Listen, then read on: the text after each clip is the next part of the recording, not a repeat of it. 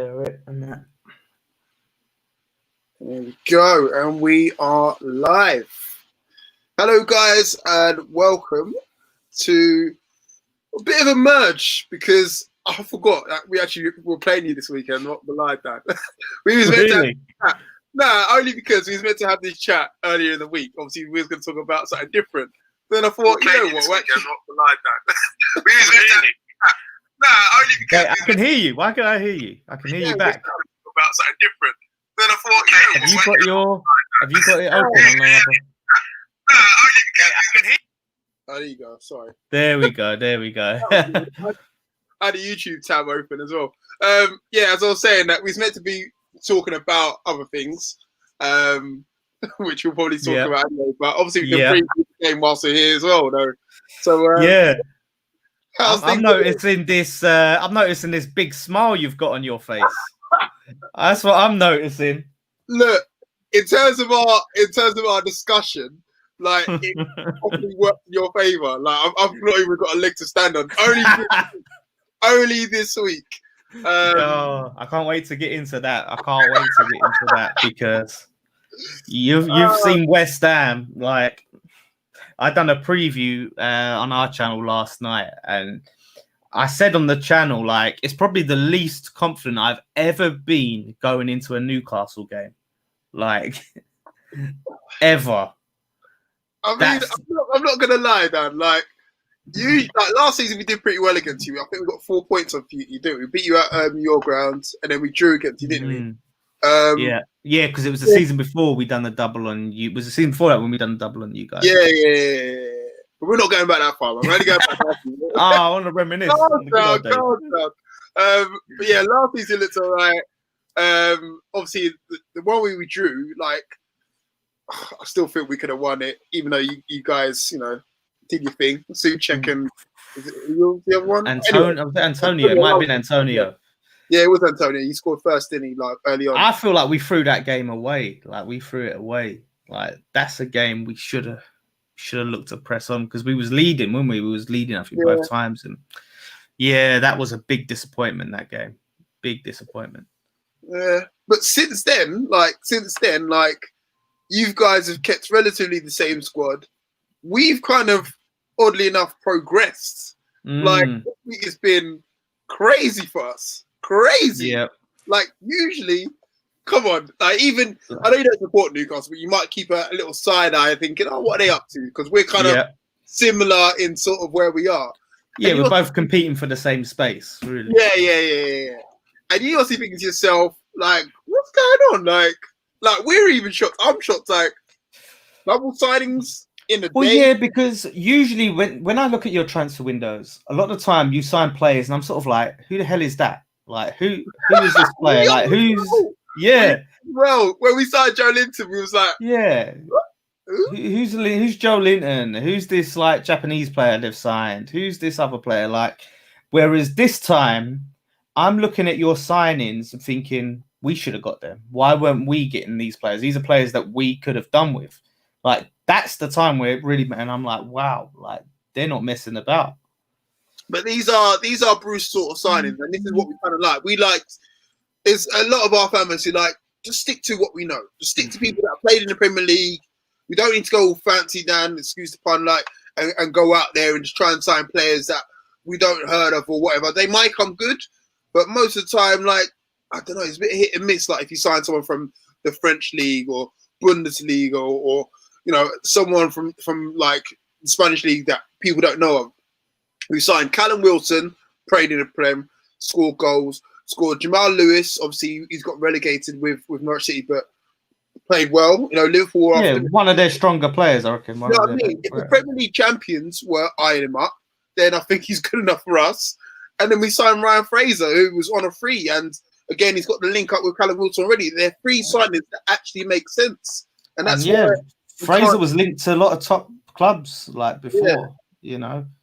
It's a weird one, and that's the thing is as well, because what you were saying, like, because it sounds like what Newcastle were doing before is like what West Ham have done, and it's just signed random players, hoping like, oh look, they've got decent stats, let's just get them in, and hopefully they do good, rather than thinking like, where's the identity, where's the the style of play. How does this player fit in? And I think that's probably similar to what you guys probably have been doing to where what we've done. Whereas now, like you said, we've got Steve Bruce, who is trying to say, right, let's stick to some, Premier League proven players. You've got a couple of these players that play together. This is how we're going to fit. This is how we're going to play. That's, you've got to give him Bruce his props. He's taking control of it. Obviously, there's another man you got to give his props. Not too many fans will want to give props to. You know what? I said it in a stream that we did like a couple of days ago. I was like, fair play to whoever it may be, Mike Ashley, or it's usually Lee Charney is number 2, who's in charge of sort of stuff. But Ashley's got to okay it, man. He's got to say spend that money and give the devil his due. Yeah, and you know what? I wasn't expecting to see any money spent.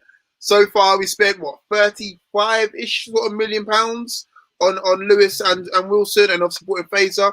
And I'm still, you know what, Dan? The cynical side of me is still thinking, is there someone who's going to go out? Like, is that kind of weighing up a maximum bid coming in soon that he's kind of cemented, and we're just spending it already, so it looks good. If we keep everyone that we've got there, adding on the 3 players that we signed, we're looking all right, especially with the first game of the season against you guys. I'm sorry, but that is, what the frustrating thing is, like, because I don't know if you've seen our fixture run after you guys, but we've got Arsenal, we've got Wolves, Leicester, Tottenham, Man United, Man City, flipping Liverpool. We have like the worst opening run. So we was looking at them. Well, usually, like, what we have is that first game. Usually, like, for the past 8 years or something, it's been a team in the top 6 has been our first game of the season. Then when we got Newcastle, it was like, yes, finally, we don't have it. And then we like, we was like, finally, we don't have a team in the top 6. I was like, what's the rest of the fixtures? Oh, like, it just deflated. No, like, because we're looking at this. It's so mad because we're looking at the Newcastle game as a must-win. Yeah. As our first game of the season is identified as a must-win because we're thinking, well, we're going into some games where it's going to be pretty much very hard to be winning those games and getting points from. So we need to try and look to the Newcastle game. It's a home game. We need to be winning that. So then at least we've got some points on the board if we have a dry spell in those tough fixtures. But now you guys are being there splashing the cash like it's going out of fashion while we're selling our best, like, our bright players. I mean, yeah, we'll get on to that in a bit. But who would have thought you would have Newcastle United and splashing cash in the same sentence? I do not know. I'm baffled by that one. I mean, but let's talk about the game in terms of like how it is. Like, so injuries wise, who's out, who's likely to start, that sort of thing. I can tell you from our point of view, we've got the Bravkar main keeper, he's out. I think we still got a couple centre halves coming back, but all in all, I want to know about your new signings because I pondered this on my preview. I was like, okay, so you've just signed these lads. Is he going to put them straight in the team? Do they need time? Are they need time to jet? Like, that was sort of my little saving grace. Is like, is he going to just start them straight away, or is he going to think they haven't really had a preseason with? Yeah, that's the thing. So Fraser was saying something along those lines about wanting to start this Saturday or Sunday, sorry, whatever the game is. Is it Saturday, Sunday? Saturday, isn't it? Saturday. Saturday, yeah, Saturday. He was saying about starting on Saturday, but he hasn't had much of a preseason. Wilson, I think, will definitely start without a shadow of a doubt, only because we've got Gale out, who's injured. Carroll, I mean, you know what? He might start Carroll. I don't know if you've seen the goal he scored against Crew, it? Like a little scissor kick. Woo! It was all right. Classic Andy Carroll. Everyone's like, if he can stay fit, if he can just stay fit, what a player we'll have. That's always the line, if he can stay fit. Andy Carroll, we've been saying that for 10 odd years now. On his day, what a player. And it's like, when is his day? Oh, God. I want to know something about Ryan Fraser because I see something on Twitter earlier and I didn't know anything about it. Interestingly, saying Ryan Fraser won't play, but is he? I heard something that he's a bit of a bastard. Like, he's what he did to Bournemouth. Apparently, he was like going on strike, everything. Like, it's not looking. Look, if I was a Bournemouth fan, it's not looking great. I'm not going to lie. Like, I think he come out with an interview saying that if he played in the last games of the season, they would have had a better chance of staying up, or they would have stayed up. words to that effect. So if you're coming out now at your new club saying that about your old club, I can't lie. Bournemouth fans have every right to be angry because I know I would be. Do you know what I mean? So that is not looking the greatest. But from our point of view, obviously Fraser mixed in with ASM, mixed in with Miggy, it's looking good up top. I'm not gonna lie. Like if we interchange all them three, and the most thing, look, I know I sound like I hate it here, but if we can relegate the likes of Atsu further down, so he can just like go elsewhere. No, I mean he might end up with you guys. Like you guys can take him. He's one of them. No, listen, that sounds like some backhanded charity. Like, oh yeah, we've got all our new things. Like you ever have that rich friend who was like, yeah, I've got all the new games. The new. People do that to us all the time. Yeah, now imagine that you're trying to do it. It's like, oh, my dad's got a new job now. Like, yeah, he's bought me these new toys. You can have the old crap. Like, we don't want that no more. That's what people do that to us all the time. They're like, you know what? He'd be a good signing for you guys, and you're looking at like, nah. Why do you? Nah, not for us. But you guys would be right. Yeah, you guys. That just says everything. Like with Wilson, I want Ogbonna to pocket him out of the game. I want him to not even get a shot on goal. I want him to cry. I want that. Oh my God, this geezer when he plays talks the most. I can't stand him with these little bit of magic stuff. He's gonna, he needs to keep his hands, away from that football this weekend, mate. Wait. So yeah. Wait, tell me, is Zabaleta going to play this weekend or what? He's gone. He's gone. No, he's gone. No Zabaleta. So we're gonna have whoever we have at right back, whether it's Ryan Fredericks or Ben Johnson, they're at least gonna have the pace. So whether they have the defensive sensibility, especially with Frederick, that's another thing. But they're gonna have the pace, so they'll be able to keep up. Frederick's one of the fastest players in the league, without a doubt. So yeah, I think Pellegrini was just trying to get the sack there. So hopefully, yeah. Like, what other explanation is there for it? Like, being that stupid. So yeah, he was checked out at that point. But now, yeah, things might be different in that way. Like for me, I've just had some very good news, which I found out after the preview, that Souček will be available. He had to quarantine. Yeah, he had to quarantine for the coronavirus. No, he needs to quarantine more. No. Yeah, apparently he's ready and he's going to be back. And that changes things, man. Because without him, easy Newcastle win. That's not fair now, man. He needs to quarantine more, man. 2, 3 more days at least, bro. That's he's gonna be back and he's gonna be raring to go. He's just such a good midfielder. He is that just that energy we need, that box-to-box midfielder, and he scores goals. Like he bangs in goals. So if we can get him and Rice in that midfield, that is big. That's gonna make me feel a lot better about our fullback situation. Antonio is 50-50. Antonio's 50-50. That's the worry. Well, he was sort of limping in the Bournemouth game a little bit. Hopefully he's okay, because if we can get that, and yeah, I just see that. Yeah, I see what's the background's going on. Yeah, I'm laughing at the comments because someone else mentioned, Jacob mentioned about it. Now this Keith Rowe mentioned about it. It's funny. I like it, man. I like it. It's like it's a fabric. Like I thought it was actually a wall. Just kind of change up the you know what I mean? But I like people talking about it. But so you know what, Dan? I was listening to one of your videos and you was talking about Moisey possibly getting the boot, bro. Yeah. Well, it was sort of a prediction of the way I can see things going, because we've got that mad fixture run. If we come at that with hardly any points, next to no points, do you know what I mean? If things are going to the pressure's going to really get on, and then we're going to be in that cycle. And I can see the board, because it's going to get so toxic, making him like they're sacrificing him in a way to say, like, look, let's sack him and try and appease it, to say, look, we've tried to appease you, we've sacked him, we're addressing it. Now we're going to try and bring in the top manager, and they're going to link us to Pochettino. We're going to have West Ham, Pochettino, the board have made an offer, blah blah blah, and then we're going to end up with flipping Mick McCarthy.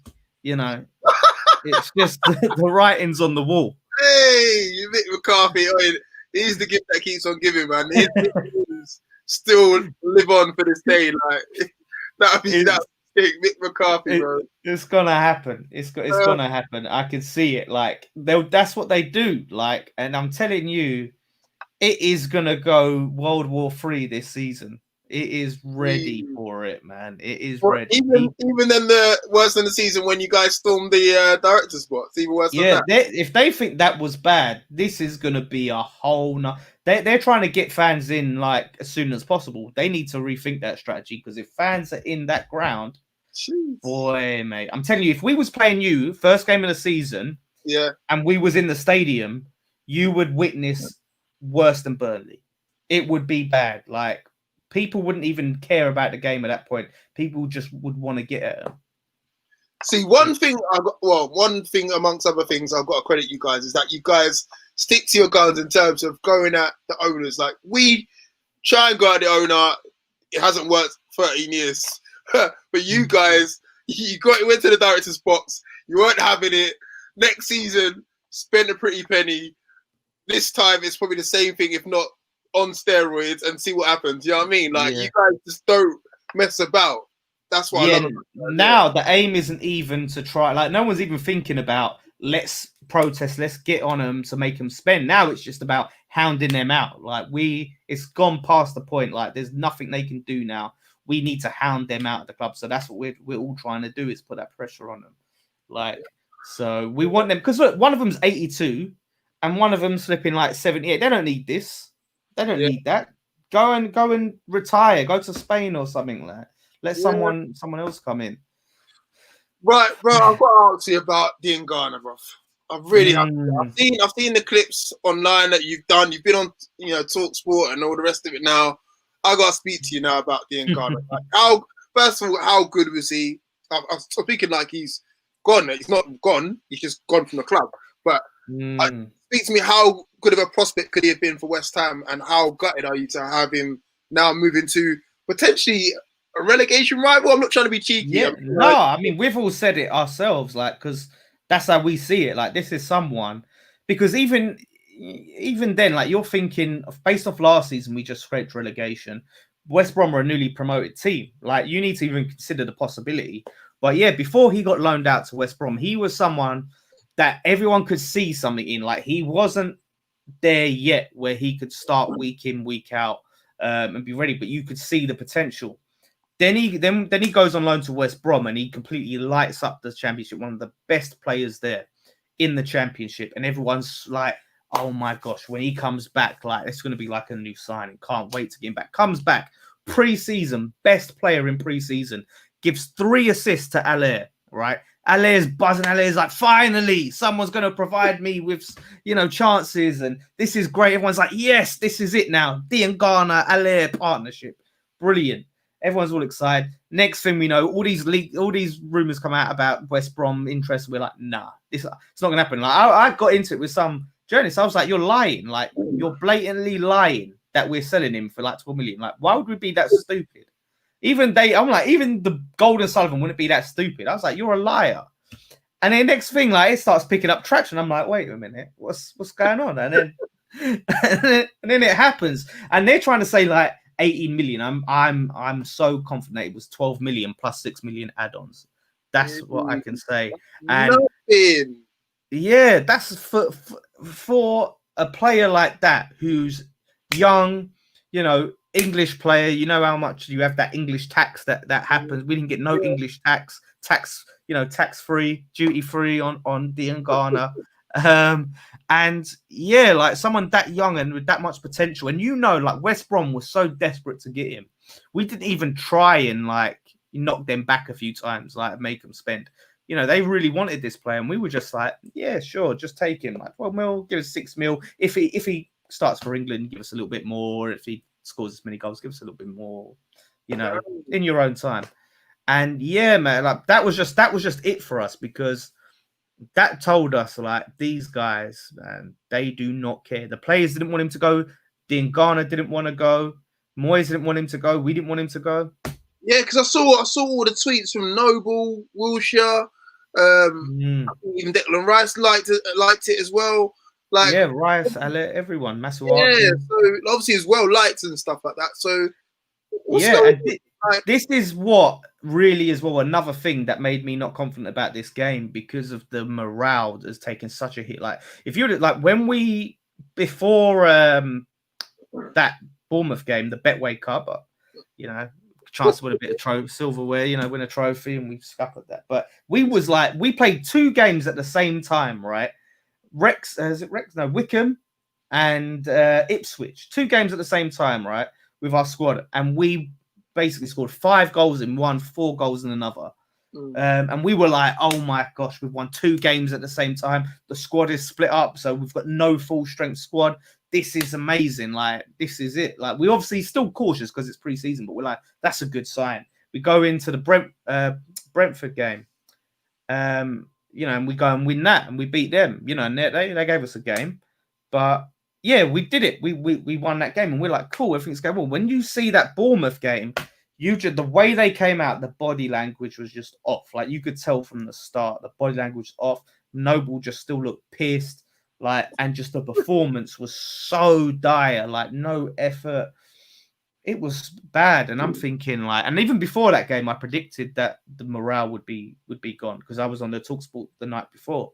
And that's what I was saying. And now looking at that, now we've got Newcastle and all this tough run up. And if the players are like not mentally there, that's just, it don't matter who we've got on the pitch. It don't matter, you know, everyone, we can have a full strength team out. You know, if it's not up there, then yeah, and it's just one of them things. It's like, it's just as well because we're the only team that seems to have to sell to buy. No other team. Yeah, we look at Newcastle, and this, I put this tweet out, and some Newcastle fans jumped on it. But I was like, basically, the guy is literally just tried to sell the club. Like, he literally came within inches of getting rid of the club. Like, I'm done with Newcastle. Let someone else have it. Falls through, and you think he's going to be like, right, let me try and find someone else to buy it. Let me just not put too much money in. I don't want to spend my money. But no, he's just like, yep, let's get this guy, let's drop that money. Like, and I'm like, what the hell? So if this guy who don't even want the club anymore, who wants to be gone, can splash the money, why can't we? You know, we're seeing all these clubs, we're seeing championship clubs splashing money. We're seeing Norwich. Yeah, we've seen all these teams come up as well, Dan.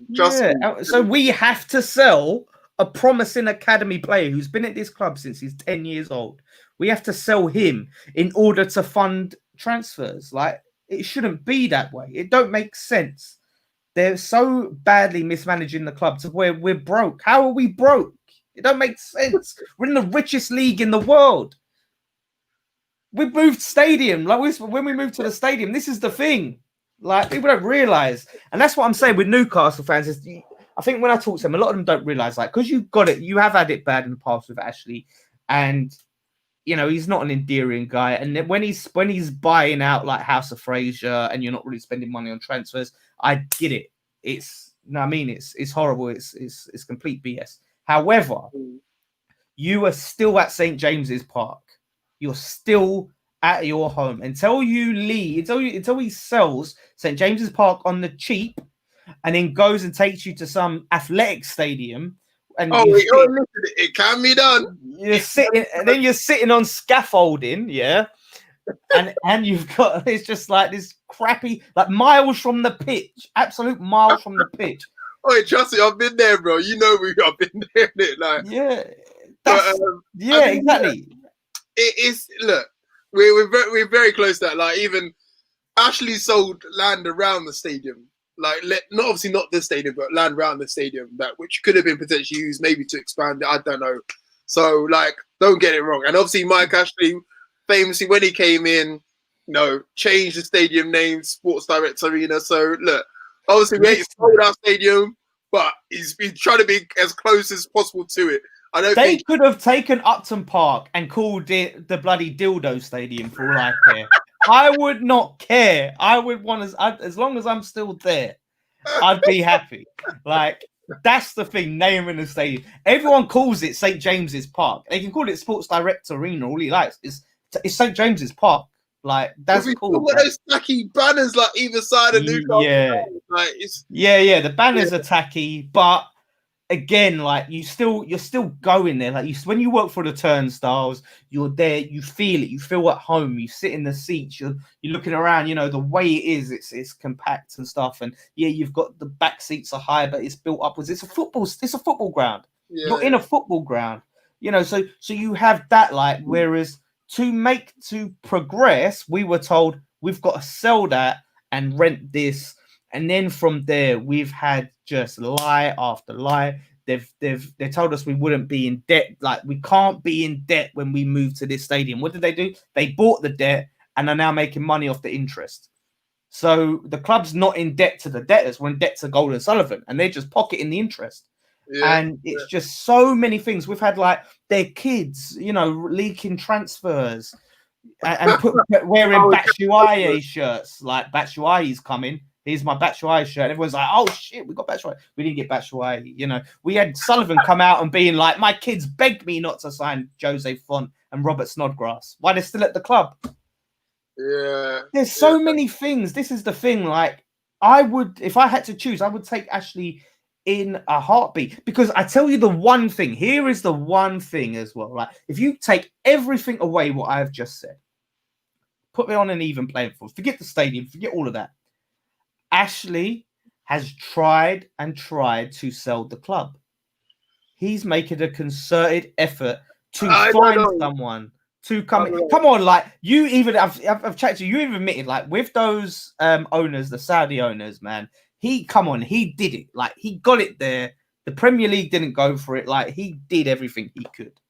I still feel look, this is me thinking outside the box. I still think it's a load of BS. I still think that he's got other people to do whatever, and it's a great PR move if I'm being honest. Because now we're thinking, oh, poor Mike Ashley. Oh, he wanted to sell for 300 million. But the Qatar people backed it, though. They released a statement. I'm still not buying it, Dan. The Premier League released a statement. Newcastle released a statement. Qatar, Saudi Arabia released a statement. Well, everyone can release a statement. I can release a statement. You can release a statement. Look, I'm still not buying it, bro. I'm still not buying it. I would at least love to like get that bit of excitement. Like, oh, we're gonna be sold. Like, we we might get some own, like to at least have that period that you had of excitement. I know it's horrible when it falls through, and you was halfway cynical anyway. You was one of the fans that were like, I don't believe it's gonna happen. But yeah, like I want to see some movement. Like you've had a few different times. They're just like, we're gonna give it to our kids. We're gonna give it to our kids. Our kids are gonna, and that's like, so we've got this thing of like, there's nothing to hope for. Like you can at least kind of hope that there's an end. There's got to be a light at the end of the tunnel. There's got to be some end to it. There's never going to be end. And I think James actually says it so rightly here. Why would you sell a club that's pocketing you 100 million a year in TV cash? I always say this. If I'm Mike Ashley and my club is bringing me in, you get 120 mil for TV money. You get free advertising for your main baby, which is Sports Direct. You buy in low. So, say for example, we buy in St. Maximin at 17 million. We'll probably sell him next season for 60 at least. Like, why would you sell Newcastle United? What? Because some angry Geordies keep telling you to F off all the time. He doesn't care. He doesn't even turn up to games half the time. Do you know what I mean? So this is why I always say, why he's a businessman. He's not a football fan. He's a businessman in football. There's a difference. Do you know what I mean? So why would you sell Newcastle United when it brings you in money, free advertising all around the world, and makes you money? Like, I don't understand that. So when people say, oh, he's so close to selling, and then now the Premier League is corrupt. I mean, wait, I'm not going to incriminate myself by saying that. I'm saying, but allegedly. Yeah. I just think, a lot of people point to me. A lot of Newcastle fans go, "Oh, yeah, but you guys spent nearly 200 million under Pellegrini. I mean, it wasn't 200 million. Don't forget." And with that, obviously, we sold our ground, so that money we should be entitled to spend that. And then but when you come down to it, it doesn't add up to that. But you can't act as if there hasn't been times when you spent under Mike Ashley. Obviously, he had that period where I think that's when you got promoted, and he was like, obviously he came out, didn't he? And they grilled him and was like, "Are you going to actually invest in this club?" Like, I'm going to do it. I'm going to. And I think that you spent, I can't remember who was the manager then, if it was when he got Pardew in, I know he backed Steve McLaren. Steve McLaren? Yeah, he backed Steve McLaren. I think that was the one time that he backed Steve McLaren, and I think he spent a bit I think last season with Bruce, because I remember Newcastle fans going, why didn't they give like Benitez this money? Like, and he gave Bruce a bit of money. You know what, Dan? Like you, like we're obviously fans, and we can do the maths. Do you know what I mean? Like all fans do that. Like, oh, they get X amount for, because it's quite open now in terms of football. You get X amount for TV money, and then player sales as well. So anytime that he's spent money, you can kind of counteract it with, okay, he's probably got it from there. He's not spending it from his own wallet. He's not going, oh, okay, cool, I'm going to whack 30 million on such and such and 40 million on such and such. It's all come from someone else. So last season, Perez, we sold for 30 million. Joe Linton for 40 million. I think we sold some other players as well that kind of toed and froed and all the rest of it. Even when Rafa Benitez was given all the money, obviously we then sold, I think, what was it, season before? We sold some players anyway. So it's always something to counteract that. He's better at selling players, that's for sure, because we are terrible. Man. This is the problem. Like, whereas ours, they came up in like that backhanded, back alley porn business of the 80s and 70s and 80s, where it was so dodgy, and they're like, all right, you got any videos? Like, give me some this discount. I'll buy all these videos off you at this rate, and I'll scratch your back and you scratch mine. And they're applying that to football, and that's how they're dealing with it. We got Hugo, who when we bought him for £10 million, and he hardly scored any goals. His record in the Championship was atrocious. We paid him for £10 million. We bring him to West Ham. He doesn't really play much, but he's part of our training. We loan him to QPR, bangs in 15 goals, and his value goes down. He's 2.5 million. How is that possible? How do you score more goals and you go for a quarter of the fee that we paid? Okay, I'll give you that one, because one thing about Ashley, especially when we buy players as well, we lump it all up front. And this is what I understand. We don't do the whole bit part payment. We don't mind taking it in. But in terms of when we sign players, it's like, yeah, cool. And with the Carroll, there's a famous story about the Carroll signing, departure when we sold him. I think we got the 35 million up front. I think they wanted to do installments when we signed him. No, excuse me. If they do, then it'd be extra. So they ended up stumping up the 35 million. So he's good. As I said, business-wise, most of the time it makes sense. Most of the time. Yeah. Not this season, but obviously the season before, Joe Linton didn't make sense. In terms of, we could have had Ronda for 16 and we signed Joe Linton for 40. We could have had Benitez for, I think he wanted 10 million. Obviously, you signed Bruce for, I think it's on 1 million a year. There's certain things that don't add up. So it's like swings and roundabouts with him. But obviously, this season, new season, afresh. Got to judge him on this. So do you think it's gonna settle down with the fan and the Ashley out thing? Do you think he's settled it with the signings, or do you think it's still gonna be as hard as? No. It's all it is just masking over 13 years of just like pure mediocre, bro.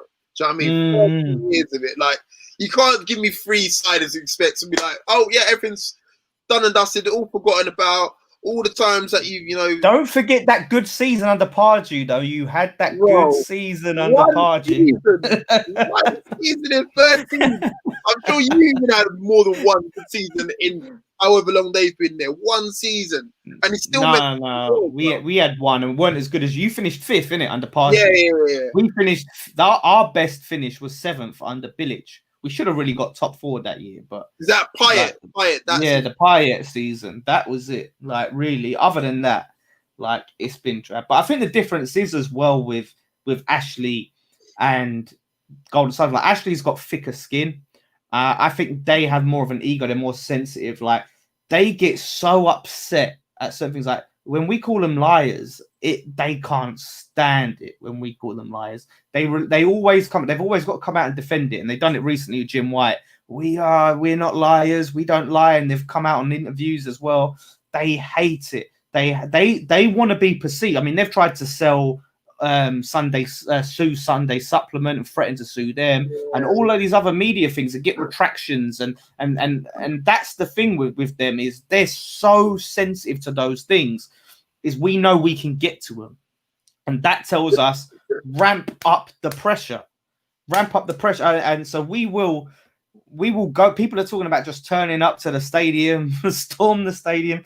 I mean, maybe take a leaf out of Newcastle's book and protest outside Ann Summers. Like, just stand out there singing songs outside Ann Summers. This is where you guys excel so much. Like, you guys just do that. You guys don't care. Us, we'll talk about it. We'll do protests, like, as I said, outside Sports Direct shops and all the rest of it. What's that going to do? The one thing that I rate us as fan base, what we did earlier this season or last season, just gone. We stopped buying season tickets, and that's the way to hurt a billionaire. How can you hurt a billionaire? Stop him from earning money. And obviously, then they did the whole, pretty much buy one get one free season ticket just to kind of fill seats and all the rest of it. But it showed, I think it was like 10,000 it dropped in terms of. When I was there, it was. I see a lot of empty seats when I came down there. It was a bit flat. We're the first one to sing about it. We're the first one to point it out when we go to away grounds, empty seats. But that's the only way to hurt a billionaire. Do not turn up. Do not put money in his pocket. Do not buy shirts and the rest of it. And that's what works. And but then obviously we always. We're a glutton for punishment most of the time. We're just like, oh, you know what? We support the team, not the regime, and all them cliche words. And there's a time because there's always people there who will be like, oh, you're affecting the team. Like, what you're doing is affecting, man. When they're going back to their $1 million houses, $1 million homes and stuff like that, and they're like, I mean, it would be nice to have a full stadium, but still get paid, right? You know what I mean? Yeah. Before the lockdown, we was like fully into protest mode. Like before the lockdown, like the protests were happening. We had so many things planned. It was ramping up. Then the lockdown had like before that, and all these media and everyone was saying, "Oh, do it when at the end of the season. Wait till the end of the season because they're trying to stay up." And we were like, "Well, no, because that's when like no eyeballs are on you. That's when like." Do you know what I mean? They're not there. You can't get to them. Like sometimes you just got to say, no, like enough's enough. And I don't care about all of that if it affects the team and all of this business. They should, you know what I mean? They should just play their game. We're coming for the board at the end of the day. Do you worry about Declan Rice? Because, you signed Dean Garner now. I've heard a lot about him going to Chelsea. Do you worry about him might be the next person out the door? Yeah, because it seems to be like they're going to do this thing where they're trying to sell players and then they're waiting for the right offer from Chelsea and then they go, oh, well, we had to accept it. We have no money, so we need it. And it'll be right on the last day, end of the day of the season, so they can't even spend that money. And that's the thing with Rice, so I do worry about it because you can't trust them to do the right thing. That the biggest thing that people have defended them over the years of, oh, we're not a selling club anymore. They've stopped us being a selling club. That has completely ended all talk of that with Dean Garner. So now you can't even trust them not to sell Declan Rice. It's honestly like it's weird. It's like the worst I think it's ever been at this point in time. Like I've never seen it like this. I was gonna say, and then even Tarkowski's turning you guys down. I mean, you're getting turned down by Burley, man. Like, boy, like we took it at a Burley guy. I was thinking, bro, we dropped down levels, bro. Like we're getting that's on Burley, but you guys are getting turned down by Burley. Why would anyone want to come? Like, what? Like, some people, why would you want to play under these people? Like, people can see like how it goes and just how much of a joke it is. Like, why would you want to play? And they keep going after this guy, and I think they know they're not going to get him. It's one of them ones where they focus on this one player, and we've seen it with like Carlos Bacca before and William Cavallo, where they just like for the whole transfer window, we're trying to get this player. Deadline day, oh yeah, we're still in for him. Doesn't come. Oh, we tried, and we don't get anyone. We've seen it so many times. That was us back in the day. That's what I'm saying. That's what I got back rated. In the day. Look at that. Was us back in the day. That's us now. That's always been back in. I remember those days. No, seriously, Dan. Like we would have that one signing that we're gonna get. One signing. We're gonna get him. Couldn't get over the line. We always use that line. We couldn't get over the line. But credit to us, it was with Jamal Lewis. We was meant to sign some Brazilian left back. No one really heard of him, called Rogério. I was like, yeah, cool, we're after Rogério. Completely out of nowhere. Then Jamal Lewis comes completely out of nowhere. And it's like, we're trying to get a left back regardless of who we get. Do you know what I mean? So this is how I got to rate us in that sense that we're just going through the targets. And we need a left back badly. Well, we got one, man. We got one. That's I've got a question from Keith Roll for both of us. What did you think of the Danny Rose and Mourinho confrontation on All or Nothing documentary? Have you watched it? Yeah, I did see it. I see the clip. I ain't seen the documentary yet. I see the clip. Like, it's a weird one because I've seen both sides. I've seen arguments like for and against. He doesn't come off well, Danny Rose. Yeah. Like, he doesn't. I can see what people are saying, like, about him and, you know, when you're a player and things like that. But it's just his vibe. His vibe does not come off good. Whereas, like, Mourinho's trying to be like, oh, listen, and things. And he's just like, I'm going to talk to Danny Levi. I'm going to talk to Levi. Like, no, I'm not having it. He's going to hear from me. And it's like, so you've just decided the conversation's over and you're going to, like, it's mad. I don't know what you thought. He's got this reputation of being a bit outspoken anyway, hasn't he? Like, anytime, especially like if anything like race related comes out, he's always like one of the names that gets picked out. But anything confrontational anyway, he's there. And during that, I'm sure he had another thing. It was another thing a while ago where he was in the media. Yeah. Oh well, he was talking about you know, when we was trying to like come out of COVID, he was like talking about you know, we shouldn't be using guinea pigs or something along those lines. I can't remember all the exact words, something along those lines. But during this clip right here that Keith's talking about, it makes me laugh because, again, like he says to Daniel Levy, oh, have you heard from Milan? No, nothing from Milan yet. Newcastle. And then so it's like Milan ends up at Newcastle. But you think you're actually going to get him? Do you think he'll come? You got that to deal with. No. Look, we're happy with Jamal Lewis. I would like another left back just to kind of, you know, rival. He'll be there. I'd love to see that him going to Steve Bruce. Why aren't you playing me? Why are you playing this Jamal Lewis guy? I'll be speaking to Mike. Mike's gonna hear from me.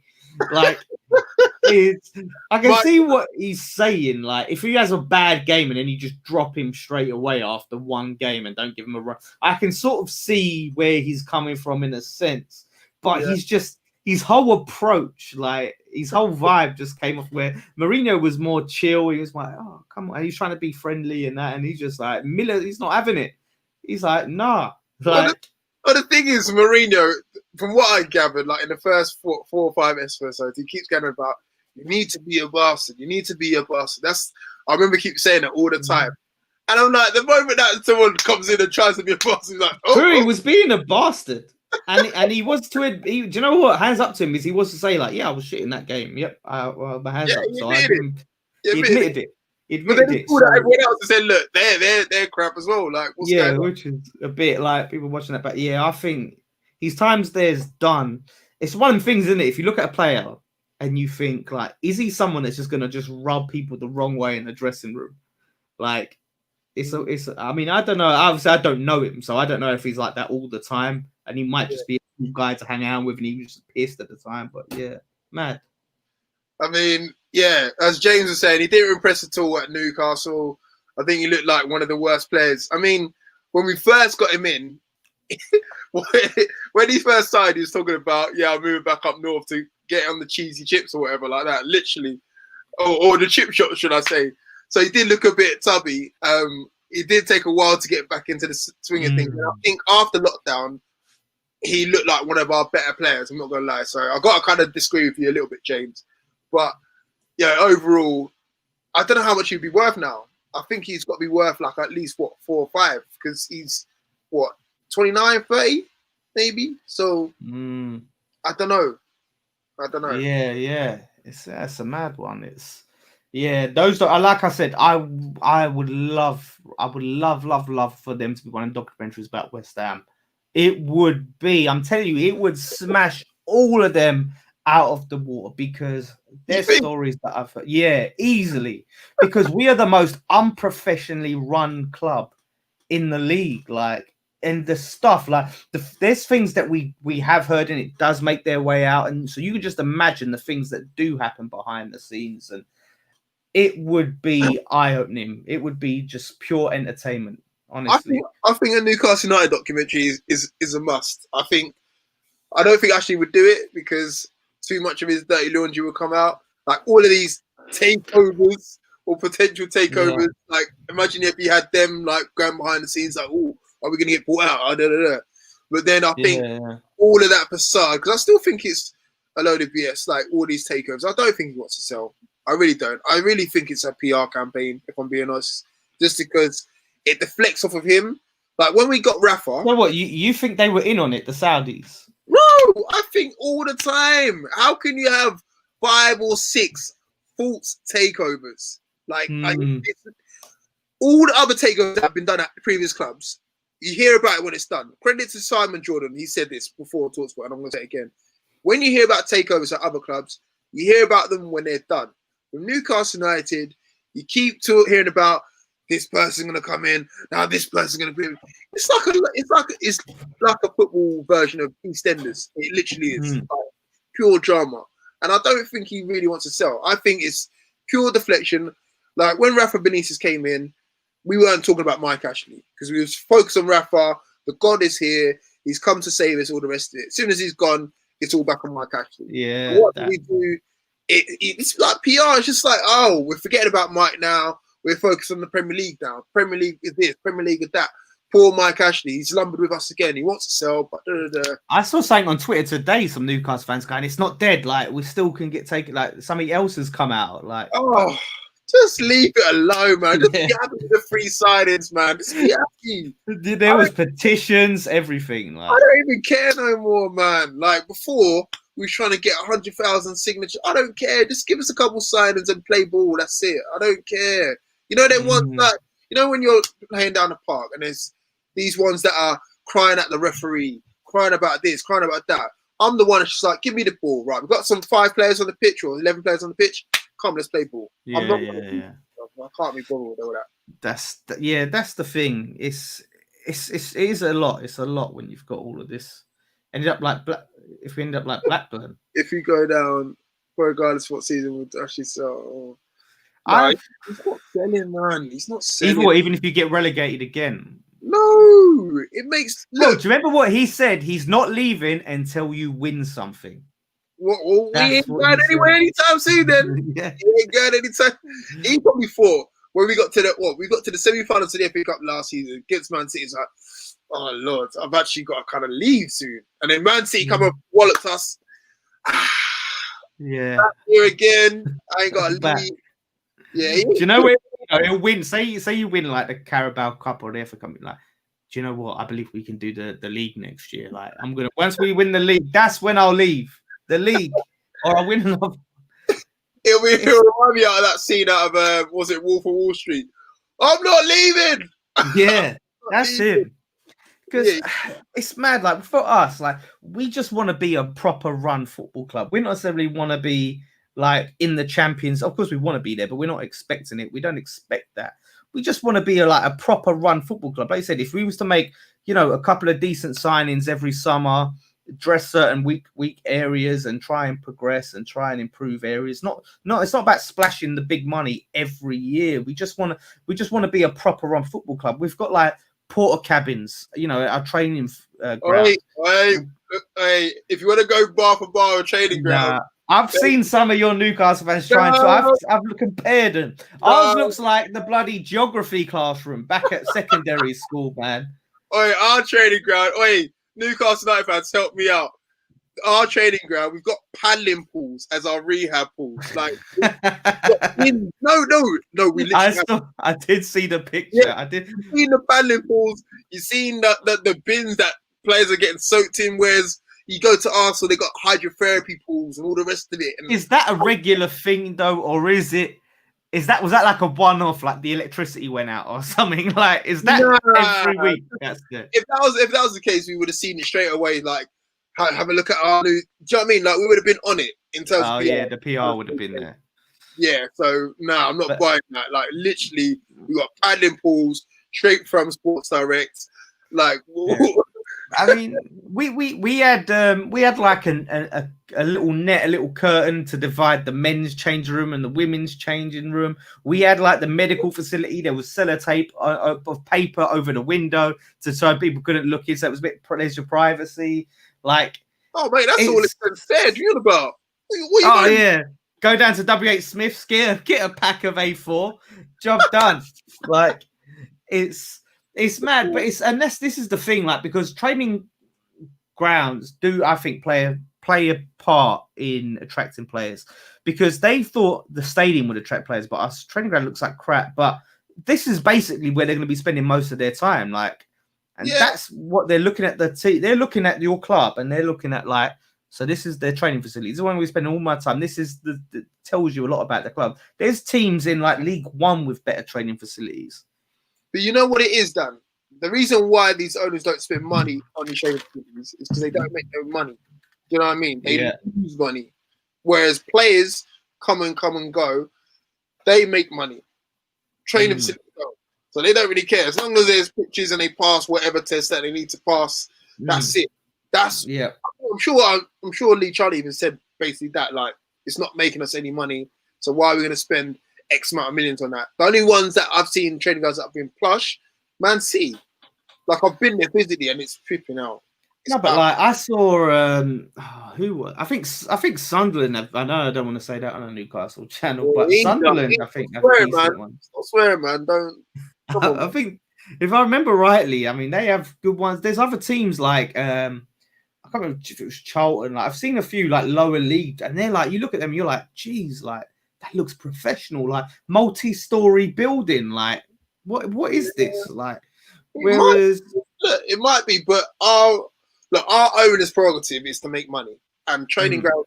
I learned, unless it's got, like, I don't know, a Mackie D's attached to it where they can dual purpose. They're not gonna have training grounds. They're not gonna slash X amount of millions on training grounds. So it's not gonna make money. That's it's a shame. Like, and that's what I'm saying. Like, for us, we don't want to be on the owners. I would love to be their biggest fan. I would love to be a big fan of Golden Sullivan, for them to do things, but you know, it's just got to that point where it's just clear. And that's what I'm saying for them. I don't know about Mike Ashley, but what gets me, and I said this on Talksport, is that they say they're fans. You know, Gold brings out this spiel about how he grew up opposite the ground, opposite Upton Park ground, and Sullivan likes to wear the claret jacket and all of this, and oh yeah, I'm a West Ham fan, blah blah blah. So they tell us they're fans, but they're not doing what fans would do. And you know, like, if you're broke, now's the time to, like, think, like, you know, if I'm a fan and I own that club, I'm gonna try and own it and do the best of it. But if I think, damn, like, there's no money, like, I can't sign players, what am I gonna do? Right, let me go and find the best owner I can. Let me go get someone who can really take this club to the next level. That's what a fan would do. Yeah, but they're fan and businessmen at the same time. That's what you got to imagine, bro. But that's what I mean. The two can't mix. Like, you can't sit there and call yourself a fan and say, we're not making any money out of the club. We want to break even. We don't want to make a profit, you know, and say all of that. You're going to be judged by your words.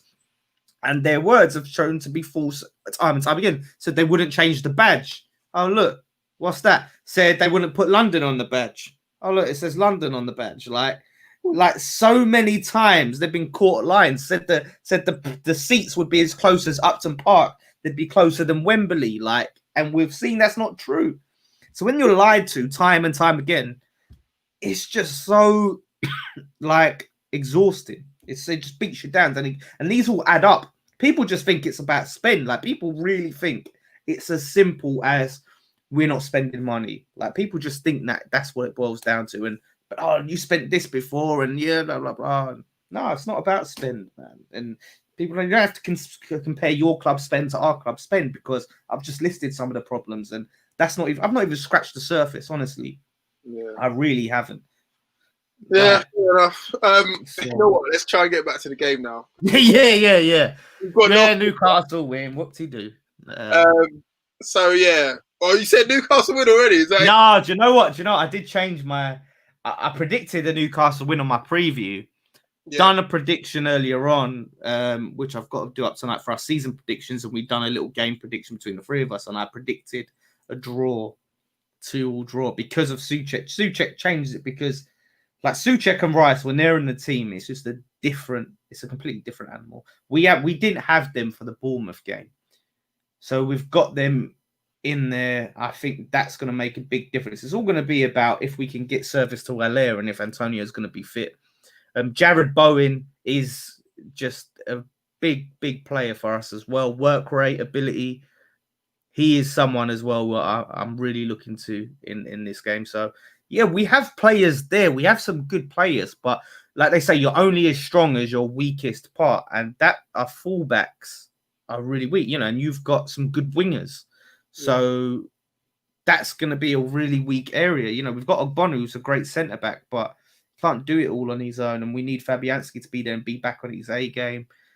So yeah, like that's just the thing is if we can take our chances because we've got a decent enough attack, but can we stick it in the back of the net? Because we know that defensively there's problems. So I'm gonna say a draw. That's as confident as I can be, but I hope I'm wrong.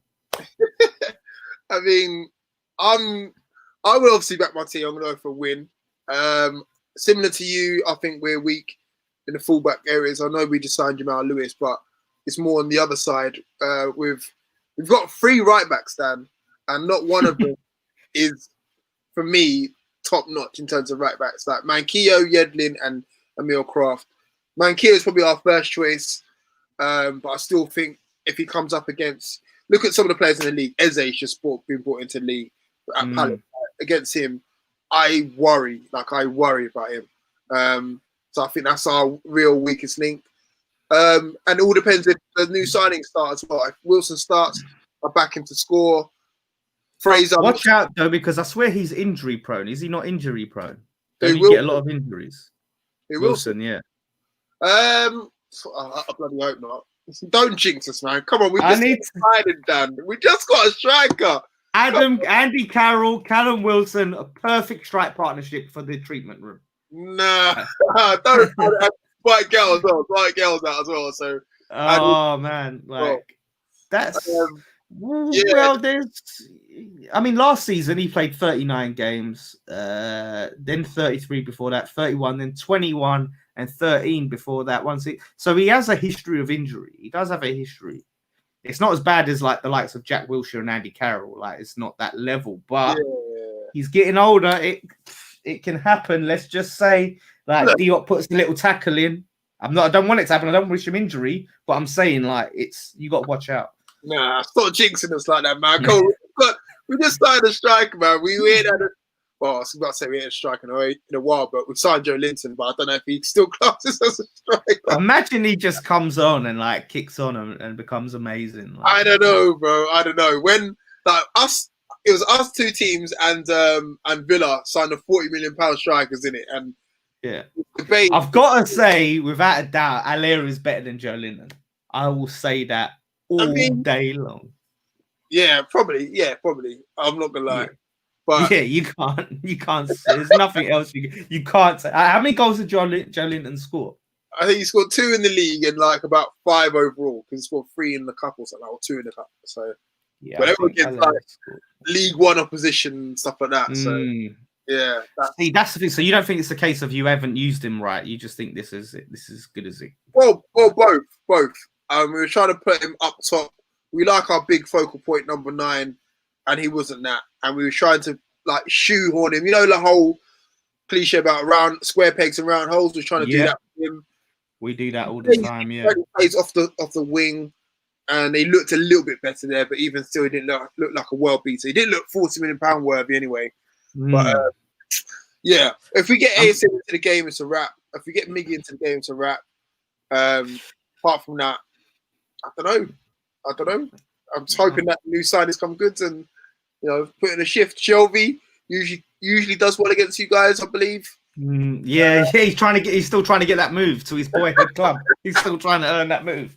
He'll be forever trying to get that move, man. He'll be forever. Look, if he wants to come home to you guys, I wouldn't begrudge him. As much as he's a good player, he was our top goal scorer last season with 5. Was he? Yeah, 5, bro, 5. And he scored them early on as well. So he's like 5 overall the season, and he scored them like before COVID. So Boy, I can't remember the last time we've had a top goal scorer that scored 5, like just 5. That's like we've had some struggle for goal scoring, but some of them at least have managed like 7 or something, like 5. you talk about struggle. We had our top goal scorer be our centre midfielder with 5 goals. Oh, Boy, no, I'm sure there's been years Mark Noble's been our top goal scorer. I'm sure there's been times. Sorry, Leo, I stand corrected. We scored 6. Sorry, 6 goals. Oh, 6. No, that's all right then. So for me, that Shelby ship has long since sailed.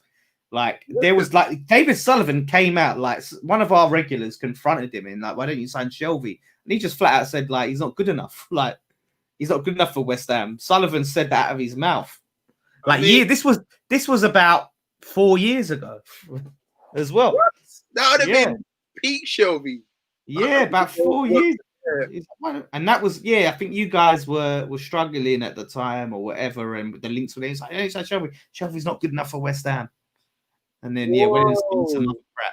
Yeah, I know, man. Whoa. So we could have had him all this time. So that just tells you like the Sullivan is controlling the transfers. Like he thinks he knows what he's doing. His kids like play Football Manager and they go, oh, Dad, like I just signed this player and he scored like 13 goals for me, like in his debut season. Dad, he'll be brilliant. Is his boy still managing the women's team? Yeah, he's the chairman of the women's team. Wow. Yeah, he's the chairman, and like everyone's hoping that it's not like they're training them up for us, and because I don't think they're doing too well, the women's team. Hey, that's mad. So like we had like 15-year-olds like influencing our transfers. Like that tells you everything you need to know. Oh, have you still got that goalkeeper, that dodgy goalkeeper as well? Roberto, no, we sold him. Check this, we sold him, but we're paying his wages still. Oh. How does that happen? Like, how does that happen? Like, he's so bad, but we signed him on such high wages that we have to pay him off because they can't afford his wages. Like, my gosh, I've never. Okay, all right, Dan. Look, you've won this round.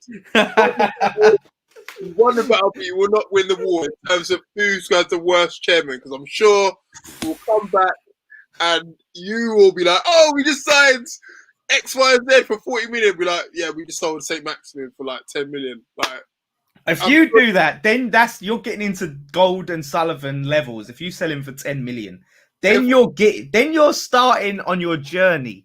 Then you begin the journey to Gold and Sullivan level. But this is the thing.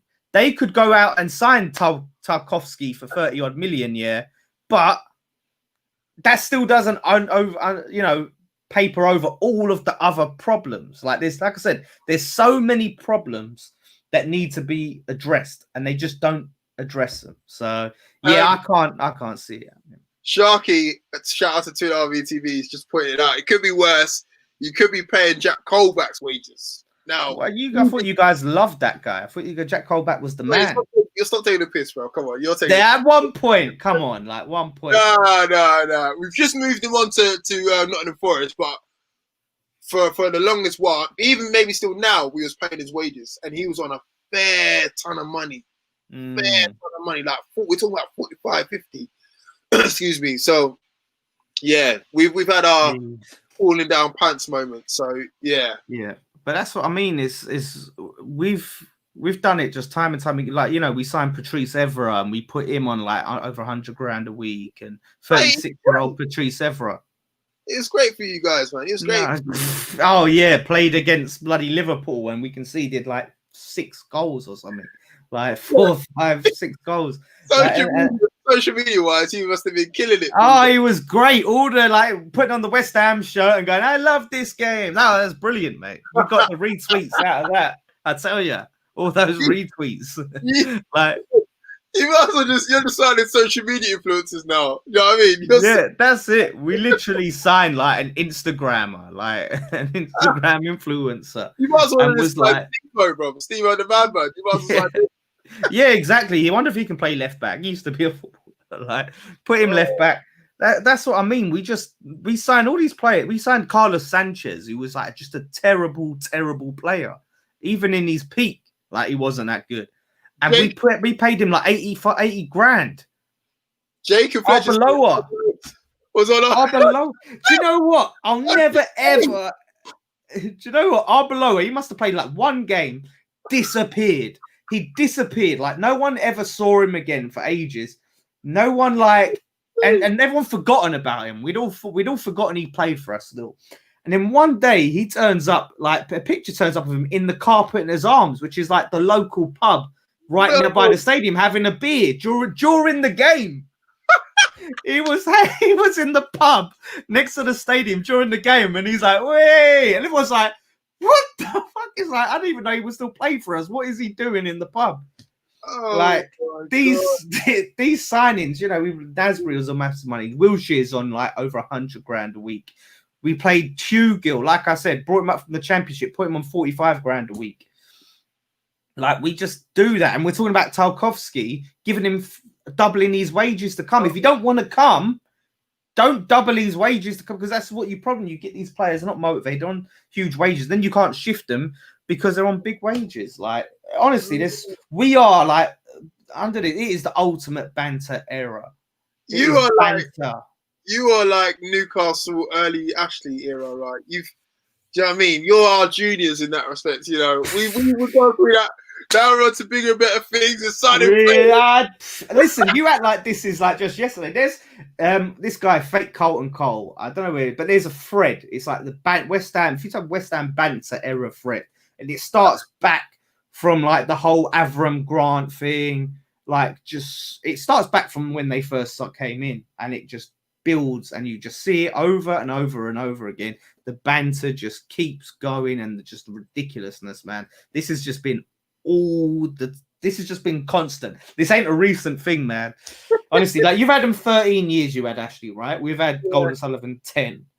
So I'm still playing catch up, man. Come on, you know. No, because you had that good finish. You had that good finish, man. Pardew, fifth European football. Listen, you know, I tell you something else. We got into under Big Sam. We got into Europe through the fair play thing for having like the best for fair play, right? See, you should be grateful, man. The least cards, right? We got into Europa League for having the least cards, fair play. We go to the Europa League, we have like 3 red cards in the Europa League qualifiers, and we get knocked out to bloody Astra Gugu, and then we get in through 7th to qualify, and we get knocked out to him again. Like honestly, I'm just thinking, how many managers you just brought up? Like 2. With how many managers have we had in common? Allardyce and Pardew. Yeah, Pardew. Is it just those 2? Yeah, do you know? I wonder if you look back. I mean, you haven't had Avram Grant, you haven't had Zola. No, you haven't. No one. Kirbishley's not managed anyone since leaving us. Pardew, man. Kirbishley, bro. Yeah, Kirbishley. We was his last club. We ruined him, man. He was we ruined him. And that's it. Oh man, Pardew was something else. Obviously, he left us because he was allegedly having sex with players' wives. That's why he stopped. Yeah, allegedly, but very strong. The Astra Gugu video, that video did go everywhere because he was pissed. Like he booked so much time off. He booked a lot of time off work. Yeah, ready. Like we brought out new T-shirts called with European Tour on it, like the Irons European Tour. Like we're gonna sell a bunch of these. Everyone's gonna wear them going around Europe. We didn't even make it past the qualifiers. Like that was the worst. But all right, Dan, you win, man. You win. All right, man. All right. Pardew, if we might end up with getting him back, I can see it. At least we'll get a cup final, like in his first season. Did you hear that story that he had about? I just see it recently. One of the person who used to be a photographer at West Ham said when he came in, like he said, Pardew used to have this thing of he would go to point to things like I'll have that, and all of this, he's having. Players? No, like to anything. Like if you saw someone with a nice haircut, he'd be like, yeah, I'll have that, or I'll have this. And one day he was having dinner, and it was with one of the other coaches or something he was sitting next to, and the photographer. And they order something. He goes to him, if your dinner is nicer than mine, I'm having that. And the guy was like, what? No. If it's nicer than mine, I'm having it. And they thought he was joking. He's like, I'm having it. And anyway, the dinner comes and he just fucking digs a bit of his fork in the geezer's dinner, eats it. And he's like, yeah, I'm having that. That's nice wine. Swaps the plates with him. And the guy's like, the photographer's like, no, you can't do that. You can't do that. He said, listen, when you're the king, you can do whatever you want. And that's like, when you're the king, you can do what you want. And that's the mindset of Alan Pardew. That's how he saw it. You hear the rumors, but boy, yeah, that's how it's going on. Yeah, like that's. Can you imagine? Like he just goes to his coaches, just, yep, I'm having your dinner, yeah, and seeing himself as the king. I can do whatever I want. You're my minions. Like no wonder, like things just end up imploding for him. He's a nutter. He's an absolute nutter. Everywhere he goes, it just doesn't work out for him for whatever. No, he has that like early little, little boost. He has that he does. Everyone says it. He has that first season bounce or whatever it is. The first 6 months, he had it with us. He had it with you. He had it with Palace. And then after that, people find out what he's like. He's either doing what you said he's doing, or he's doing other things, or he's just not. I remember that famous banner that we had. I don't even remember seeing it.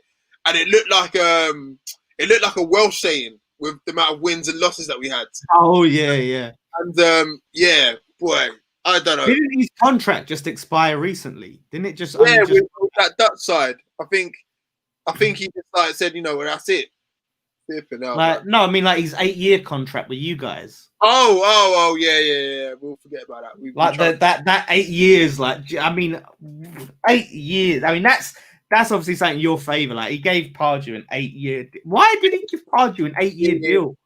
I mean, look, if you want to get into Pippin Mike Ashley F-ups, then could have gave that to Benitez, but he gave it to Pardew. I mean, yeah, he gave it to him. The whole, the way he treated Jonas Gutierrez after coming back from Canada. Yeah, that was terrible. So near what he did, Chris Hughton dirty. Obviously changing the stadium name. Rafa Benitez. Signing some of the signings that we made. I mean, I know we can go bar for bar in terms of signings, but well, look at this. We have signed. What was the number? It was a ridiculous number of strikers, like something like 50 or something strikers, and like they don't even have like 100 goals between them, something like that. Like we have, like if you look at the list of strikers we have signed, and it's like, yep, 0 goals, 0 goals, 0 goals, 1 goal, 0, 2, like 0, 3, like 0, 0, 1, like hardly any flipping goals. And our top Premier League goal scorer of all time is Paolo Di Canio with something like 49 goals, right? And Mark Noble's nearly overtaken him just off penalties alone. Wow. And Antonio and things like that. Like we don't have like strikers like that. Like you guys, at least you guys can say you had Alan Shearer. Yeah, look, that's going back years, bro. Come on, you're going back. Yeah, way. I know, but whenever Newcastle fans, they will, and I have to bring this up because they always bring this up to me, going, "Oh, we're a bigger club. We was in the Champions League," and I always say, like, "Yeah, because Alan Shearer was a Geordie." Like, I just wish somehow, like, his parents decided, you know what, I fancy moving to East London. Let's just leave Newcastle. Look, East London's where we gave you Michael Carrick, man. We practically gave you him. Yeah, I know, but we didn't keep him for long. We worked him, and then we gave him to you for free, for nothing. See, yeah, but we didn't get to enjoy him for long because we had bad owners then. See, you were talking about Mike Ashley. This has been our life. Like we've had bad owners after bad owners. Like the Browns before this, then the Kearns. Like, you know, it's well documented. Like Terry Brown, like he would sell any promising player if they look like they might get a bit of money. Sold. What Jacob said. You lot have Bobby Moore, Billy Bonds. You lot won the World Cup, basically. See, we did. World Cup. We did win the World Cup. What? Yeah, it's true. It's true. We've always got that. You can't complain, Jacob. Yes. We obviously won that. We've won a few FA Cups as well, of course, like in the recent. Silverware. How can I forget silverware? How can I forget Intertoto Cup 1999 as well? There you go. The Intertoto Cup, FA Cups. You practically won the flipping World Cup. No, we won. Taking that title back. No. Wait a minute. I wear that title over my shoulder like The Rock. That's it. No, we're talking about current. Like, yeah, okay. You guys had a longer trophy drought. Alan Shearer, we can go back as far as you want, bro. No, but what I'm saying is that's why you guys had it. You guys had it good. Like, you guys literally, Alan Shearer was the man. You had the best, probably to me, the best Premier League striker of all time. Like, I will. That's who I feel. I don't want to hear about. Yeah, Henry was a great player, but you got to go by the numbers, man. It's this. I always say. Like Alan Shearer. Yeah, but the only reason why Henry hasn't got as many as Alan Shearer because Alan Shearer played in the league longer.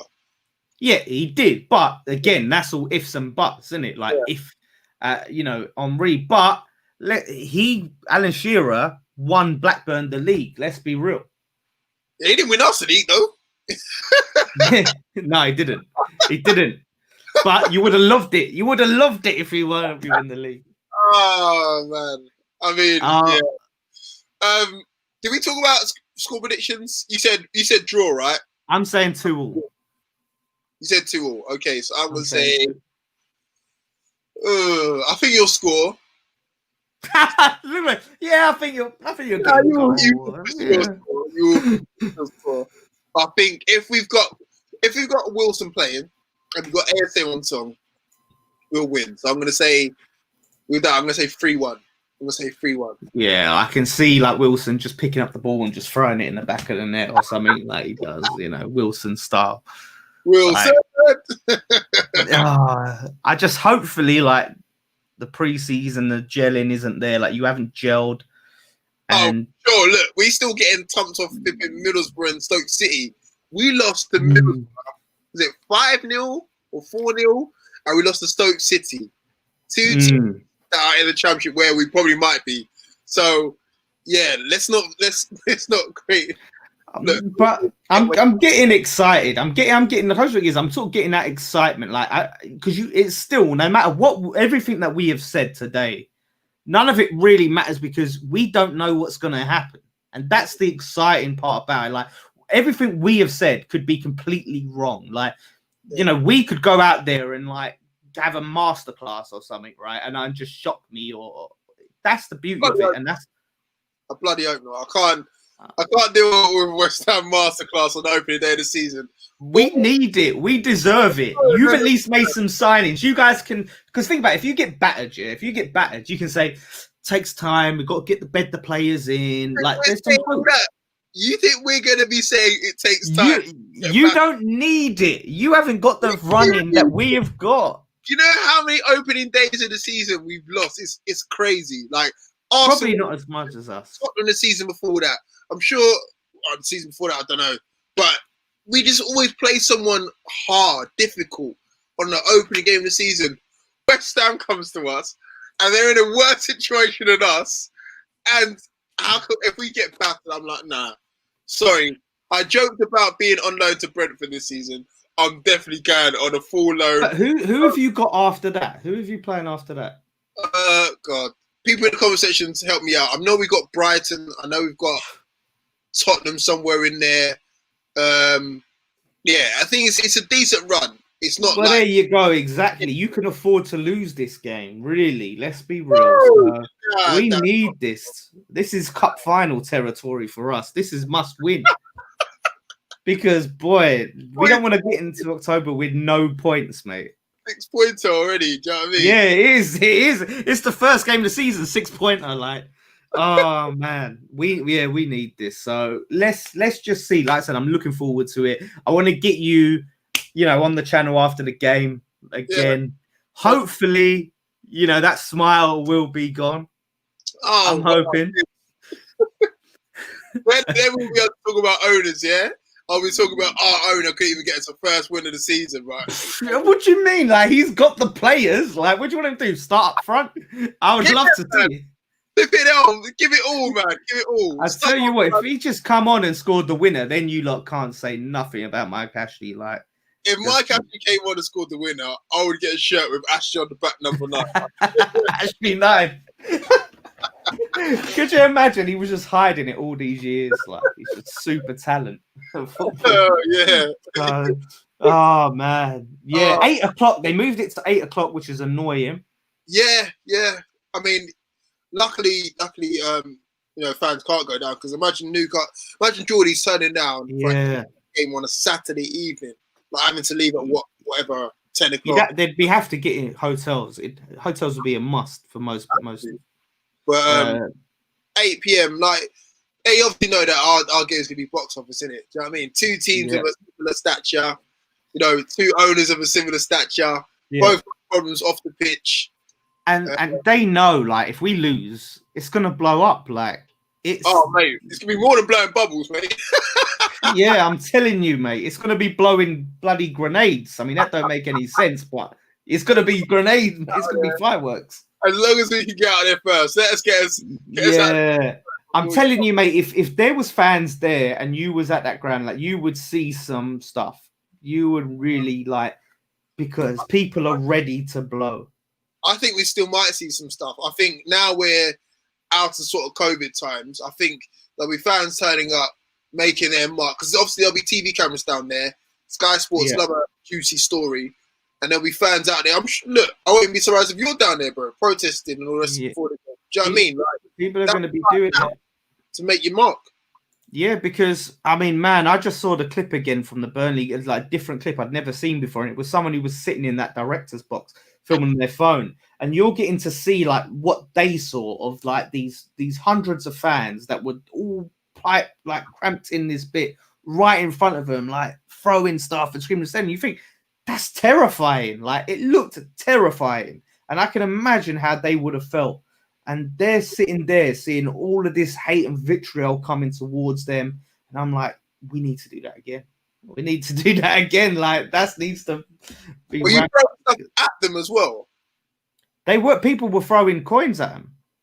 Oh. Not that I condoned that, but fans were throwing coins at them at the board. So, like, for them, like, eventually they had to go out. They had to leave. They had to go in.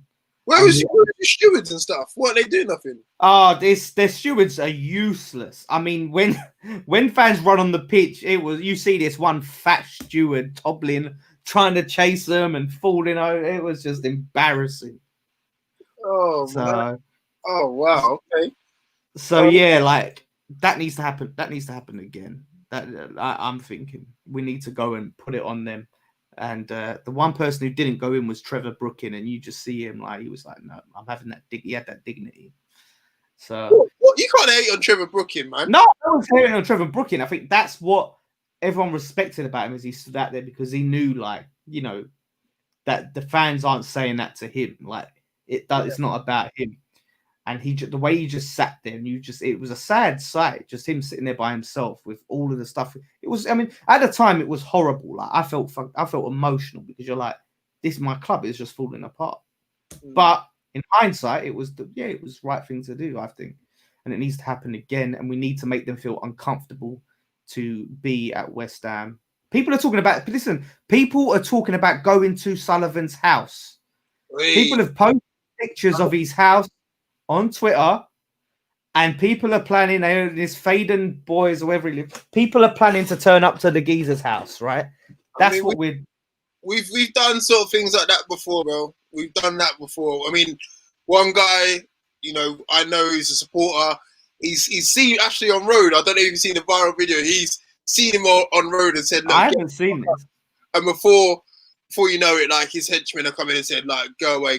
But my guy's a scary dude, so do you know what I mean? Yeah. We've had all that sort of stuff, but that's what I mean. Imagine a few hundred West Ham fans just turn up at Sullivan's house and are like, "Yeah." I think in the chat it'll be a bit like I see that on Green Street. Do you know what I mean? Yeah, it will be like, that's what I'm saying. So, like I said, all West Ham fans have been sharing his address, and like, yeah. We need to go at a geezer's house. So don't be surprised if that don't happen. Because Man United fans did it to Ed Woodward. and they just set off some fireworks. Just imagine. It's going to be mad. So they need to sell up. They need to just come and sell up because for their own good. You guys are moving like some gangsters, bro. Probably East End gangsters. Like, yo, we'll rock up to your yard, to your place of work. Yeah, it's. I think it's the way the fans are. Like, it's just that, you know, our fan base, they get, you know, angry at the smallest things. So at the bigger things, it's just like, and it's just that people feel like they need to do something, like that feeling of helplessness. So I think in my opinion, a lot of people do get like that. It's like, no, I'm not having it. Like, you're not going to take the piss out of me, you know. And then they coming back from like the ICF days with all of that firm where it was about going up and, you know, getting in straps and stuff against rivals and stuff like that. It's like a lot of these people are still about, you know, and still mixing in with this fan base. So that's where it comes from. So it's going to be interesting. There's all these rumors about a bid coming in within 2 weeks' time. See, I reckon Mike Harry's giving his PR guy to you. Yeah, he is. The tactic: pretend that there's a bid. Pretend that, you know what? That will leave them up, and then they'll stop. We want to sell. We want to sell West Ham. We want to sell the stadium, even though it's not ours. See, with us, everyone's already skeptical anyway. So we're already saying like no one's even stopping. That's not going to work on us because everyone's like not even paying it any mind. Everyone's like still proceeding as normal. But yeah, it's this secret agent ITK guys. Like within 2 weeks, there's going to be a bid, and by the end of the year, I guarantee you, West Ham will be a different owner. And it was the 3 different owners were American Consortium, Qatar Company, who apparently own land around the London Stadium, and the Saudis. There you go. I'm telling you what, like, and look, I don't think that they should be allowed to own football clubs, people like that, because I think they're some messed up people. However, the fume if they take over West Ham from Newcastle fans. Can you imagine? Can you imagine if they go and they buy West Ham after it falling through with Newcastle? I think the Geordies will find Premier League headquarters and burn it to the ground. Like, look at him smiling now, eh? Look at him smiling now. I know, it's just that thought of like how funny it would be. Like, oh my god! And then they brought in Rafa Benitez to manage. Oh, could you? Come on. I mean, for you, it would be. Oh, it'd be something else. The level, like. Newcastle fans would never ever forgive us. Like we'd go to like near like Sunderland levels of hatred. If that happened, and like they're doing everything they promised to do with Newcastle with us, and Benitez wins the trophy with us, and you're standing there. We beat Newcastle in the cup final. Wake up your dream. Wake up your dream. Look, imagine them winning trophy. Rafa Benitez. Yeah, imagine we beat Newcastle in the cup final with Rafa Benitez, and he's holding it, and he's like, "Yeah." You're dreaming now. You're dreaming with Al Maxim scoring the winner after we've just brought him up here. Oh no, all right, it is a dream. But you can. All I'm saying is it would be kind of funny, like not for you guys. Right. So look, we've got us now back on his face now, ladies and gentlemen. You know what I mean? Yeah, see, I have to go into fantasy land to get any enjoyment. That's how bad it is. Reality just makes me miserable. I'm always in fantasy land with Newcastle, bro. That's what I mean. I always think that, imagine if I supported a different team, or B, we just carried on from, the 96 era where we nearly won the league and we actually decided to go in a different direction. But I was like laying there in a swimming pool and I was like, imagine if we do get taken over, and like, imagine competing for the league, and imagine winning this, and imagine like just fantasizing it, and then you just go. Do you look at other fans and like, what you guys are moaning about is minuscule? Like when Arsenal fans talk about, but we only get an FA Cup minimum per season. What? Kroenke isn't really a bad owner. Like that's what I'm saying. For West Ham and Newcastle fans, look at them moaning about Kroenke, and you're like, what do you mean? Like he's dropping money. He tries to sign decent, like good directors of football. He tries to make the moves that you're all happy with. Like you love Arteta. He signed Arteta. Like he does all these different things. Like and they can't stand him. They don't know what a bad owner is. That's just one set of fans. Like Arsenal fans, yes. Man United fans are the other ones. Oh my god. Oh my god. Oh, look, you was treated to 20 odd years of Fergie, man. Relax, You've bro. had your time. You've had your time. Do you know what I mean? Oh, there's new kids on the block now. There's noisy neighbours and Liverpool winning stuff. And calm down, man. You had 20 odd years of Fergie winning everything under the sun. Yeah. And now you're going to complain about what's because he got to finish top 6 a couple times. Nah, I mean, it is beautiful for people like our age who was there through the domination and where everyone going was Man United fans, and to see it just that's what I love about seeing Man United and Arsenal down in the dumps, because back when I was growing up, people were glory hunting on them. They would just support them because they were winning stuff. And now those people are saddled with these clubs in mediocrity, and they're just like, where's all the trophies gone? Where's the leagues gone? Where's the Champions League? They just don't know what to do. They can't hack it, because that's why they supported them for the success, and now the success is gone, and it's just a beautiful thing. See, we was with our teams for the long haul, mate. Yeah, we're waiting. Exactly. We're still waiting 20 odd years from now for our team to win something. Our time is gonna come. Our time's gonna come where we're gonna be competing at the top of the table. And it's what makes me sick about Wolves and Leicester, because I might keep seeing teams get promoted and just leapfrog us, man. Yeah, I mean, we could have that debate all day long, but bro, we've been going for an hour and a half, bro. So what? Yeah. Really? I know we've been chatting for time, but I know whenever we get together, it's always a big chat. Because we've got so much in common. That's the reason why. There's not many fans I can, or opposing fans I can speak to about stuff, and they'd be like, "Oh, I can relate." I get invited on these podcasts, right? All these different podcasts with fans, and it's always like, he's a Chelsea fan, like a Man United fan, Arsenal fan, Tottenham fan, and all there going yeah, you're not going to get top 4 this year. Oh yeah, we are going to get top 4. And I'm sitting there yeah, boring. Right, yeah, it comes back to me, and I'm like, yeah. So, are we going to stay up or not? Let's see. I had this idea ages ago. I think I said it to you. I would like to do a podcast with all the mid-table and below teams, and just our stuff. We don't need to talk about what's happening in the top 4 clubs. Just our 2 clubs. Maybe chuck in a Southampton in there. Chuck in maybe, I don't know who else is in there. Villa maybe, or whatnot.